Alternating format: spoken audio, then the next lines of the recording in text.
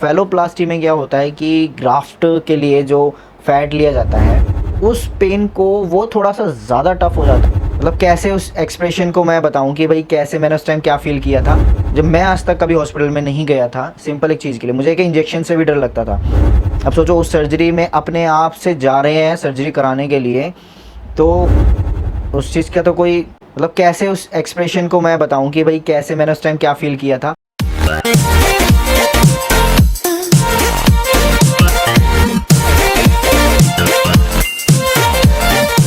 हे दोस्तों, मी राजवीर फ्रॉम गुरुग्राम हरियाणा। कैसे आप सब लोग? उम्मीद करता हूँ आप सब लोग अच्छे होंगे, खुशमिजाज, और सबके काम अच्छे चल रहे होंगे। जो नहीं है ठीक वो भी अच्छे हो जाएंगे, कोई दिक्कत नहीं है। बस उनको आप होल्ड करके रखो, जाने मत दो ऐसी अपॉर्चुनिटीज़ को। उनके लिए हार्ड वर्क डेडिकेशन करते रहो। तो दोस्तों यहाँ पर बात हो रही है कि वैसे तो दुनिया में दर्द बहुत तरह के होते हैं। कुछ आपको मेंटली, फिज़िकली, हर तरह से दर्द देखना पड़ता है, बट दर्दों का बयां कैसे करें। लेकिन यहाँ पर एक आता है जिस टॉपिक पे मैं बात करने आया हूँ, वो है सर्जरी का दर्द, यानी कि पेन कितना होता है। बहुत मोस्टली लोगों के कमेंट थे, तो उनके रिकमेंडेशन पर मैंने ये वीडियो में लेकर आया हूँ आप लोगों के लिए, कि जिससे कि आप लोगों की हेल्प हो पाए। चलिए इसके साथ वीडियो को स्टार्ट करते हैं। राजवीर वाले चैनल पे फाइनली मेरे 22,000 से ज़्यादा सब्सक्राइबर गेन हो चुके हैं, 22,500, और मुझे सच में उम्मीद नहीं थी कि मैं इतने सब्सक्राइबर गेन कर पाऊँगा। Thank you so much guys. ये सब सपोर्ट आप लोगों की वजह से मुझे मिल पाया है। मैं ये सब हिम्मत आप लोगों की वजह से जुटा पाया हूँ, बिकॉज मैंने ऐसे ही रैंडमली वीडियोज़ बनाना स्टार्ट किया था, बट मुझे नहीं पता था कि इससे इतने लोगों को लाइफ मिलेगी, नई मतलब राह मिलेगी, तो जिससे कि मैं उनको गाइड कर रहा हूँ और मुझे बूस्ट मिलता है, एनर्जी मिलती है कि मैं इतने लोगों के काम आ रहा हूँ और मेरी वजह से काफ़ी लोगों की हेल्प हो रही है। इसी तरह से बस मैंने अब इसको अपना प्रोफेशनली, अब मैं यूट्यूबर बन गया हूँ और एक प्रोफेशनली आर्टिस्ट भी हूँ, जिसमें अपनी पेंटिंग्स करता हूँ, लोगों को पेंटिंग्स क्लासेस देता हूँ, सिखाता हूँ और अपने प्रोफेशनल लेवल में काम करता हूँ। यहाँ पर दर्द की बात हो रही थी, जिस तरह से मैंने बताया कि हम वीडियो को सर्जरी में पेन कितना होता है। जैसे कि आप कोई भी एक चोट लगती है उसमें दर्द होता है, एक इंजेक्शन लगता है उसमें दर्द होता है, हर एक चीज़ में। बट उस चीज़ को तो लोग जज कर सकते हैं, लेकिन एक सर्जरी का दर्द, उसको लोग सोच कर ही डर जाते हैं पहले से ही, कि जो ये SRS जो ये सर्जरी है, सेक्स चेंज के लिए सर्जरीज करते हैं, तो इसमें कितना पेन होता है हर सर्जरी में। तो आप लोगों को होप ये तो पता होगा कि 3 तरह की सर्जरी होती है, टॉप, हिस्टेरेक्टोमी और बॉटम। तो 3 तरह की सर्जरी में तो मैं आप लोगों को यहाँ पे बताऊंगा कि तीनों सर्जरी में किस तरह का पेन होता है, कितना आप कंट्रोल कर सकते हो और कितना आपसे कंट्रोल नहीं हो सकता है, क्या क्या प्रिकॉशंस आपको लेने चाहिए, क्या क्या आपको चीज़ें करनी पड़ेगी, क्या चीज़ें। तो इसके लिए आपको वीडियो को एंड तक देखना होगा, और वीडियो अगर पसंद आए तो शेयर ज़रूर करना जिन भी लोगों को जिनकी हेल्प हो पाए, जो एक ट्रांजिशन कराना चाहते हैं, जो इस ट्रैक पे हैं, तो आप उन लोगों को ये वीडियो शेयर करना। बात करते हैं सबसे पहले हमारी टॉप सर्जरी से। टॉप सर्जरी 2 तरह की होती है, जैसे कि आपने और पुरानी वीडियोज़ में देखा होगा कि टॉप एक होती है की होल, एक होती है डबल इंसिशन। तो सबसे पहले दोस्तों मैं एक बात कहना चाहता हूँ आपको ये सब चीज़ें स्टार्ट करने से पहले, कि जो भी लोग मुझे मैसेज करते हैं, तो मेरी हम्बल रिक्वेस्ट है आप लोगों से कि प्लीज़ जो आप मुझे मैसेज करते हैं, सबसे पहले आप इस चैनल पे विज़िट आपने किया है तो आप सारी वीडियोस को आप देखो, कि आप स्क्रॉल करो, जिससे कि आपको पता चले कि जो टॉपिक आपके काम का है आपको उससे नॉलेज मिल जाए। बहुत सारे लोग हैं जो ऐसे आते हैं कि सेम क्वेश्चन रिपीट होता है कि अमाउंट कितना लगेगा। यार अमाउंट के लिए भी मैंने वीडियो डाली हुई है, पेरेंट्स को कैसे कन्विंस करना है उस चीज़ के लिए भी वीडियो डाली हुई है, मैंने कैसे अपने पेरेंट्स को बताया, कन्विंस किया, उस टॉपिक पे भी मैंने वीडियो डाली हुई है। हर एक चीज़ पे मेरी वीडियोस अवेलेबल है मोस्टली। अब मैं मोस्टली जो भी अपडेट्स अब जो आ रहे हैं ट्रांजिशन के ट्रैक पे, वो मैं आप लोगों के लिए अपडेट करूँगा, बट उसके लिए आप लोगों का सपोर्ट चाहिए। अगर आप लोग सेम वही वीडियो बनाने के बाद भी मेरे सेम क्वेश्चन आप लोगों के रिपीट होंगे, तो मैं सॉरी गाइज, मैं सबके आंसर कैसे कर पाऊँगा। मेरी अपनी लाइफ भी है और मुझे अपनी लाइफ में भी देखना है। अगर मेरे पॉजिटिव रिजल्ट नहीं होते, या मैं अगर ट्रांजिशन में सक्सेसफुल नहीं होता, क्या आप लोग मेरी वीडियोज़ देख रहे होते? तो उसके लिए भी तो मैंने अपने आप को टाइम दिया ना। तो अपने आप को टाइम देना भी बहुत ज़रूरी होता है, अपने आप से मिलना भी एक बहुत ज़रूरी पार्ट होता है अपनी लाइफ का, कि हम हमारे अंदर क्या कमियां है, क्या हमें चेंजेस करने हैं। और चाहे वो एक्सरसाइज हो, चाहे वो स्टडी हो, या मुझे भी सीखने की ज़रूरत पड़ती है, या मुझे भी काम करना है फैमिली के लिए, पैसे कमाने, तो हर एक चीज़ की ज़रूरत होती है। तो हम्बल रिक्वेस्ट है, आप लोग का सपोर्ट बना रहेगा, प्यार बना रहेगा। आप लोग बस पहले ये वीडियोस देखें, उसके बाद आप मुझे अपना क्वेश्चंस रखें, बिकॉज यहाँ पर मोस्टली आपके डाउट्स क्लियर हो जाएंगे। उसके अलावा मैं आपके डाउट्स इंस्टाग्राम पे आपको रिप्लाई कर दूंगा। और प्लीज़ फेसबुक पे लोग मुझे मैसेज करते हैं, मैं मोस्टली फेसबुक पे एक्टिव नहीं होता हूँ, बहुत रेयर होता है कि मैं फेसबुक पे एक्टिव होता हूँ। तो आप मेरे इंस्टाग्राम पे आप मुझे मैसेज करें, मैं वहाँ पर कोशिश पूरी करूँगा कि मैं आपको टाइमली रिप्लाई करूँ। मुझे टाइम लगता है, पहले जो पुरानी चैट्स है मैं उनको रिप्लाई कर रहा हूँ, और फिर हर दिन एक 10 केस में उठाता हूँ, 10 केस उनके आंसर करके, 10 से 15, फिर उसके बाद आगे 10-15 पे बढ़ता हूँ। तो इसीलिए तो चलो वीडियो को ज़्यादा लंबा ना खींचते हुए आगे बढ़ते हैं। तो बात हो रही थी टॉप सर्जरी की, जिसमें कि टॉप आती है, एक की होल आती है, एक डबल इनिशिएशन आती है। की होल में क्या होता है कि आपको उसमें स्कार की कोई ज़रूरत नहीं होती है। की होल बहुत ही कम साइज़ में होती है, जैसे कि 32, 34, मैक्सिमम 36 में भी आप जा सकते हो। वो डॉक्टर पे डिपेंड करता है कि डॉक्टर आपको येस बोलता है या नो बोलता है, तो उसके बाद आप डिसाइड कर सकते हो ये चीज़ें। उसमें क्या होता है कि आपको कोई स्कार नहीं आता, कुछ नहीं आता, सिर्फ वो आपकी टमी से यहाँ से इन सिरिंज में इसमें आपको बाय लैप्रोस्कोपी बोल सकते हैं एक तरह से। तो ग्लैंड पे यहाँ से पूरा ग्लैंड निकालते हैं, निपल पे छोटा सा कट लगा के, और पूरा फैट निकाल देते हैं। उसमें कोई स्कार नहीं आता आपको, और पूरा फैट निकाल देते हैं। बस उसमें बैंडेज आपकी हफ्ता भर रहती है, जिसमें कि एक हफ्ते में आपकी बैंडेज रिमूव हो जाती है। 1 डे आपको हॉस्पिटल में रहना पड़ता है, उसके बाद आप चले जाते हो। और उसमें दर्द की बात करें तो दर्द उसमें इतना नहीं होता कि आप बर्दाश्त ना कर पाओ। देखो क्या होता है कि एक तो होता है कि आप ज़िंदगी में है ना ये दर्द सह रहे हो, जो एक ट्रांजिशन इस चीज़ के लिए कि आपको ये बॉडी नहीं चाहिए, आप वो दुनिया की मार सह रहे हो, टॉर्चर, मेंटली हर तरह से स्ट्रेस सह रहे हो। तो उस दर्द से तो ये थोड़ा सा दर्द कई गुना अच्छा है। तो उसमें क्या होता है, 7 दिन आपकी एंटीबायोटिक्स चलती हैं, जिसमें कि आपको वो दर्द पता भी नहीं चलेगा। 1 डे आपको सिर्फ नाइट में स्टे करना होता है, 1 डे। नहीं तो कई बार किसी की सर्जरी सुबह होती है तो शाम को वो चला भी जाता है, डिस्चार्ज भी हो जाता है। अगर किसी की इवनिंग में सर्जरी हुई है तो नाइट में स्टे करते हैं, देन नेक्स्ट डे चले जाते हैं। वही सेम चीज़ होती है डबल इनिशिएशन पे। अगर हम आ जाए तो डबल इनिशिएशन में क्या होता है कि आपकी पूरे चेस्ट में यहाँ पर नीचे कट मार के आपके फैट को निकाल के, निपल्स को निकाल के, देन उस एक्स्ट्रा फैट को फिर उससे पूरे यहाँ पर करके देन स्टिच किया जाता है, जिसकी साइजेस ज़्यादा होते हैं। 36 से अबव जो भी साइजेस होते हैं, या जिनकी बहुत ज़्यादा सैगी हो जाती है, चेस्ट लटक जाती है, तो उनके लिए डबल इनिशिएशन सर्जरी होती है। उसमें क्या होता है कि आपको 1 या 2 दिन तो आपको हॉस्पिटल में स्टे होता ही है, और उसमें ज़रूरत से ज़्यादा आपको ध्यान देना पड़ता है। बस पेन उसमें यही होता है कि आपको बहुत ज़्यादा ध्यान देने की ज़रूरत है कि आपको कोई भी काम ऐसा नहीं करना है कि आपको हाथ ऐसे उठाना है, या आपको बाइक चलानी है जल्दी से, या गाड़ी चलानी है। तो इन चीज़ों का बहुत ध्यान रखना पड़ता है। ये तो एक अलग बात होगी। दर्द की बात जो होती है सर्जरी में, आपको कितना दर्द इसमें सहना पड़ता है डबल इनिशिएशन सर्जरी में, इसमें भी वो दर्द आपको नहीं पता चलेगा दोस्तों। बहुत मतलब इतना कि आप मतलब बर्दाश्त कर सकते हो दर्द में। अब वैसे मैं बातों में आपको बयान नहीं कर सकता, वो हर किसी के ऊपर डिपेंड करता है कि आप उस दर्द को कैसे ले रहे हो। कई ऐसे दर्द होते हैं जो, क्योंकि आपको एक तो एनेस्थेसिया दिया जाता है, तो एनेस्थेसिया में फर्स्ट डे तो आपको पता ही नहीं चलता है, क्योंकि उसमें वो बेहोशी का इंजेक्शन होता है। वो उसके बाद जब उसका असर धीरे धीरे ख़त्म होता है, उसके बाद आपको पेन किलर्स के भी इंजेक्शंस दिए हुए होते हैं, जिससे कि आपको वो दर्द महसूस ना हो। तो 1-2 दिन बाद फिर उसके बाद हफ्ते 10 दिन के लिए आपकी एंटीबायोटिक्स चलती है, पेन किलर्स चलती है, तो उसमें दर्द का आपको पता ही नहीं चलेगा। फिर धीरे धीरे उस दर्द का असर भी कम हो जाएगा। बिल्कुल नॉर्मल लाइफ आप जी सकते हो, बिल्कुल नॉर्मल, कोई प्रॉब्लम नहीं होगी। डबल इनिशिएशन में सिर्फ आपको 1 या 2 दिन ही रुकना पड़ता है। बस केयर दोनों टॉप सर्जरी में आपको ये होती है। वो मैं आपको केयर हर एक चीज़ें मैं अलग बताऊँगा, अलग वीडियो में बनाऊँगा।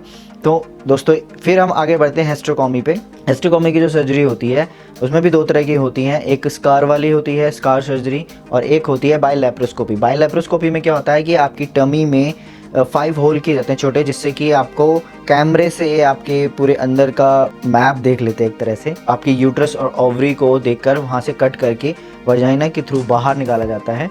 देन उसके बाद इसमें क्या होता है कि आपको पेन इसमें भी कुछ ना के बराबर होता है, इसमें कोई आपको पेन नहीं होता। और बस इसमें यही है कि आपको बहुत आराम से उठना है, बहुत आराम से बैठना है, कोई झटके वाला काम नहीं करना, ज़्यादा उछल कूद नहीं करनी, ज़्यादा स्टेप्स नहीं चढ़ने हैं और ज़्यादा हैवी वॉक नहीं उठाना है, कुछ सामान इधर से उठा के उधर नहीं रखना है। तो कम से कम इन चीज़ों का ख्याल आपको महीने भर तो कम से कम बहुत स्ट्रिक्टली रखना पड़ेगा, बहुत स्ट्रिक्टली। किसी भी सर्जरी में, आप टॉप सर्जरी में लगा लो या हिस्टेरोटॉमी में लगा लो, स्कार वाली सर्जरी में आपको कम से कम 10 दिन का बेड रेस्ट होता है। 10 दिन बेड रेस्ट बाय लेप्रोस्कोपी में भी होता है हिस्टेरोटॉमी में, जिसमें कि हिस्टेरोटॉमी में आपको बता दूं यूट्रस और ओवरी रिमूवल की सर्जरी है, जिससे कि लोग थोड़ा जिनको नहीं पता है डीप में इंग्लिश के बारे में, तो उनके लिए मैं बता रहा हूँ। उसमें आपको बाय लेप्रोस्कोपी में इतना नहीं पेन पता चलेगा, कुछ पता ही नहीं चलेगा। आप सेम डे ही हॉस्पिटल से आ जाओगे और आराम से अपना घर में चिल से बैठोगे, कूल, इतना दर्द होगा ही नहीं, कुछ पता ही नहीं चलेगा। मुझे तो कुछ पता ही नहीं चला था। और जो स्कार वाली सर्जरी है उसमें आपको यूरिन की पाइप वाइप लगी होती है, तो आपको 2 दिन 3 दिन हॉस्पिटल में स्टे करना पड़ सकता है और फिर इसके बाद आप घर आओगे।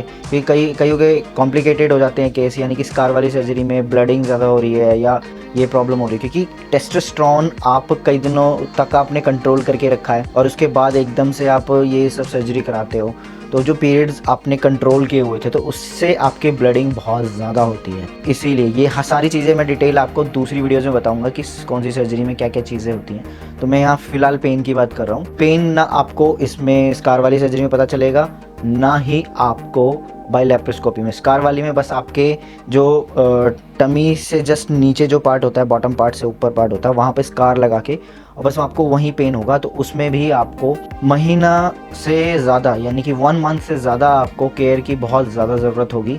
तो स्कार वाली सर्जरी में पूरा ध्यान रखने की ज़रूरत होती है, क्योंकि कहीं भी आप कुछ भी ऐसी चीज़ें करोगे जिससे कि आपके स्ट्रेच पड़ेगा, तो वो जो स्कार होंगे ना वो स्किन खिंचती है और स्किन खिंचेगी तो आपको और ज़्यादा पेन होगा। तो इसीलिए उन चीज़ों पे आपको ज़्यादा ध्यान रखने की ज़रूरत है जो भी स्कार वाली सर्जरी होगी। मेरी बात को, सारी बातों को केयरफुली ध्यान लिए सुनना, जो इन बातों को रिपीट करते हैं। ये अगर आपके लिए ये हेल्पफुल है, ये सारी एक एक बात आपके लिए बहुत डीपली सुनना ज़रूरी है। इसके बाद हम आ जाते हैं बॉटम सर्जरी पे। तो बॉटम में भी होती है 2 तरह की सर्जरी, मेटाइडोप्लास्टी एंड फेलोप्लास्टी। तो मेटाइडोप्लास्टी बहुत ही ईजी स्टेप है, जो आप टेस्टोस्टेरोन लेते हो उसके थ्रू ही जो आपका साइज़ इंक्रीज़ होता है, उससे वो पेनिस बन जाता है। तो उससे क्या होता है कि आपको उसमें कुछ ज़रूरत ही नहीं होती है, मतलब इतना पेन फील ही नहीं होता है। बस जो यूरिन पाइप लगी होती है कुछ दिन तक, वो आपको सिर्फ हल्का फुल्का दर्द वो आप सिर्फ सहना पड़ता है, बहुत ज़्यादा नहीं। और जब आप पेन किलर लेते हो तो वो इसीलिए तो दी जाती है कि आप वो दर्द सह सको, तो उसमें कोई पता ही नहीं चलेगा, इतना दर्द आप नहीं महसूस करोगे। फिर उसके बाद आ जाती है आपकी फेलोप्लास्टी। देखो, चाहे मेटाइडोप्लास्टी हो, मेटाइडोप्लास्टी में भी आपको हॉस्पिटल में 1 या 2 दिन रुकना पड़ेगा, मैक्सिमम 3 दिन लगा लो, इससे ज़्यादा नहीं, क्योंकि कईयों के केसेस इतने अच्छे होते हैं कि आपको तुरंत भेज दिया जाता है, तुरंत आपका ओके है, सब कुछ चेक किया जाता है, क्रॉस चेक किया जाता है, फीवर तो नहीं आया, बीपी तो नॉर्मल है और कोई प्रॉब्लम तो नहीं हुई है, हार्ट भी ठीक है, सब चीज़ें सब कुछ क्रॉस चेक करके पूरा 1 दिन ऑब्जर्व करके तब उसके बाद बोला जाता है कि हाँ ये पेशेंट ओके है, तो ये जा सकता है, इसको कोई प्रॉब्लम नहीं है। कहीं किसी का अप डाउन होता है तो प्रॉब्लम हो सकती है, इसलिए उसको ज़्यादा दिन रोका जा सकता है कि भाई कॉम्प्लिकेटेड ना हो केस, इसलिए हम हैंडल कर लें। अब बात आ जाती है फेलोप्लास्टी पे। तो फेलोप्लास्टी में क्या होता है कि ग्राफ्ट के लिए जो फैट लिया जाता है वो हमारी कलाई से लिया जाता है या थाई से लिया जाता है। तो उसमें क्या होता है कि वो उस पेन को वो थोड़ा सा ज़्यादा टफ हो जाता है, बिकॉज उसमें क्या होता है कि हमें ग्राफ्ट जो लिया जाता है, जैसे कि कलाई से लिया गया, तो यहाँ से वो पूरा हमारा इस जख्म को भरने में भी टाइम लगेगा और बॉटम पार्ट में भी उसको भी ठीक होने में तो टाइम लगेगा। तो बॉटम सर्जरी तो सबसे ज़्यादा कॉम्प्लिकेटेड होती है, उसमें हमें तकरीबन 20 से 30 दिन तो प्रॉपर बेड रेस्ट चाहिए। प्रॉपर मतलब ऐसी कोई एक्टिविटी नहीं, आप अप डाउन कर रहे हो, स्टेयर्स चढ़ रहे हो और कहीं आ रहे जा रहे हो, तो प्रॉपर जो रेस्ट होता है वो मिनिमम है आपका 20 से 30 दिन। और जो पेन होता है तो दोस्तों उसमें पेन तो होता है, बट वो भी आप सह सकते हो। मतलब ये नहीं है कि आप चीख रहे हो, चिल्ला रहे हो, नहीं मैं दर्द नहीं सह सकता, मैं बर्दाश्त नहीं कर सकता, ये ऐसा कुछ भी नहीं होगा। आप नॉर्मली मतलब आप जो पेन किलर्स है ना वो इसीलिए है, बिकॉज ये वीडियो मुझे बनाना इसलिए ज़्यादा ज़रूरी लगा क्योंकि कईयों के तो कंसर्ट होंगे ना इस चीज़ पे कि भाई ये दर्द कितना होता है, क्या हम ये बर्दाश्त कर सकते हैं। कईयों को सर्जरी से जाने ही डर लगता है कि अच्छे की हालत ख़राब हो जाती है। जब मैं आज तक कभी हॉस्पिटल में नहीं गया था सिंपल एक चीज़ के लिए, मुझे एक इंजेक्शन से भी डर लगता था। अब सोचो उस सर्जरी में अपने आप से जा रहे हैं सर्जरी कराने के लिए, तो उस चीज़ का तो कोई मतलब कैसे उस एक्सप्रेशन को मैं बताऊं कि भाई कैसे मैंने उस टाइम क्या फ़ील किया था। बट सीरियसली जब मैंने वो चीज़ सही ना कि बस एक बार आर या पार, मतलब कि मुझे वो जो ज़िंदगी चाहिए ना वो आर या पार है, मैं अभी सर्जरी करा लूँगा तो मुझे वो लाइफ मिलेगी। उस दर्द से ज़्यादा अच्छा है कि मैं ये थोड़े टाइम का दर्द सह के और आगे बढ़ जाऊँ। तो आपको बस एक पर्सन कैसे सपोर्ट चाहिए होगा किसी भी सर्जरी में कि आपकी जब से कि आपको लेटने में बैठने में वो आपको हेल्प करें। कहीं वॉशरूम जाना है कुछ भी करना है तो बस उठाए और लेटा दे, इन सब चीज़ों में हेल्प करें क्योंकि आपको खुद से फोर्स नहीं लगाना है। आप जैसे चेस्ट सर्जरी हुई है तो एकदम से आप ऐसे उठोगे तो आपको यहाँ पर चेस्ट पे फील होगा, तो उसके लिए आपको क्या करना है कि एक पर्सन का सपोर्ट चाहिए। जब तक आपको ये दर्द महसूस हो रहा है, जब तक आपको डॉक्टर गाइड करते हैं, हफ्ता 10 दिन 15 दिन 20 दिन ऐसे आपको सपोर्ट चाहिए, फिर धीरे धीरे आपको खुद ही आदत हो जाएगी। वही चीज़ आपको बॉटम सर्जरी में, वही चीज़ें आपको हेस्ट्रोकॉमी सर्जरी में। तो बात तो ये हो जाती है कि यहाँ पर तो उसके साथ साथ मैं आपके लिए नेक्स्ट वीडियो में कोशिश करूँगा कि सर्जरी से पहले क्या करना चाहिए, सर्जरी के बाद क्या करना चाहिए, तो वो उस पर मैं आपके लिए नेक्स्ट वीडियो लेकर आऊँगा। अगर ये वीडियो चाहिए तो आपको मुझे आप बता सकते हैं, तो कमेंट सेक्शन में आप कमेंट कर देंगे। And thank you so much, आप लोग मुझे इतना प्यार देते हो, इतने कमेंट्स करते हो, इतने पॉजिटिव कमेंट्स देख के मुझे बहुत बूस्ट मिलता है, मुझे एनर्जी मिलती है कि मैं और वीडियोज़ बनाऊँ और अच्छे टॉपिक्स में कवर करूँ। बेशक से मैं लेट रिप्लाई करता हूँ, कभी कभार स्किप भी हो जाता है, मैं रिप्लाई भी नहीं कर पाता, तो लाइक करके छोड़ देता हूँ, कभी ऐसा होता है, तो थैंक यू। और दोस्तों वीडियो पसंद आए तो लाइक ज़रूर करना और अपने दोस्तों से शेयर करना जो ट्रांजिशन करा रहे हैं, जिनको सपोर्ट मिले, हेल्प मिले। मोस्टली मेरी कोशिश यही है कि मोस्टली लोगों तक ये इन्फॉर्मेशन पहुँचे। और कुछ दर्द तो दोस्तों ऐसे ही होते हैं ना, देखो सहने तो पड़ते हैं ना। और सबसे मेन ज़रूरी होता है कि लाइफ में ये दर्द सहने से अच्छा है कि हम ये दर्द सह के अपनी लाइफ में आगे बढ़ जाएं। और जो इंसान दर्द नहीं सह सकता, जो बहाने बनाता है, वो ज़िंदगी में कभी आगे नहीं बढ़ सकता। चाहे वो ये सर्जरी का दर्द हो या चाहे लाइफ में और कुछ पाने की हद हो या किसी को पाने की कोशिश हो, तो वो दर्द, उसमें कोई इंसान जब घबराता नहीं है ना कि मुझे चाहे कुछ भी हो, मुझे रास्ते पे जाना है और मुझे ये चीज़ हासिल करनी है, तो उसके लिए चाहे मुझे कितना भी दर्द क्यों ना बर्दाश्त करना पड़े, तो वो इंसान करेगा। होप आप भी ये हिम्मत जुटा पाए। मैं आप लोगों के लिए बेस्ट विश करूँगा, मेरी तरफ से बेस्ट विशेज़ है आप लोगों के लिए। मैं विश करूँगा कि आप लोग भी अपने ट्रैक में, अपनी इस कोशिश में कामयाब हो। Okay, take care, thank you so much, bye bye, take care guys.